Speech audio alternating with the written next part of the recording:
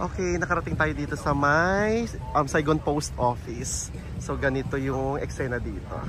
Maraming mga tinda sa labas. Yan, may nagkakasayahan doon. So hanap tayo paano magpadala dito sa may Post Office ng Vietnam. So dito kayo pipili ng mga postcard. Ang mga presyo ay 5,000 dong. Iba-iba eh. Merong 20,000, may 30,000. Yan, ang dami pagpipilian. So, magbayad.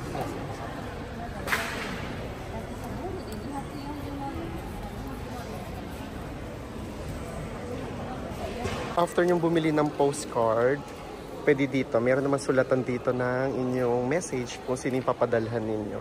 Then, ipapadala nyo doon sa counter. Papadala na natin.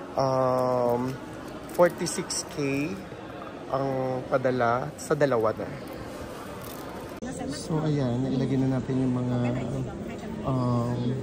postal stickers. Bigay na natin. Ito natin daw ilagay sa red basket. So ayun, nakapagpadala na tayo. So 46K yung dalawa ng postcard. So around 23K yung per padala. Papuntang Philippines na yan. Ang sabi ni ate, around 23 to 24 weeks daw bago makarating ng Philippines. Antayin natin kung dadating niya.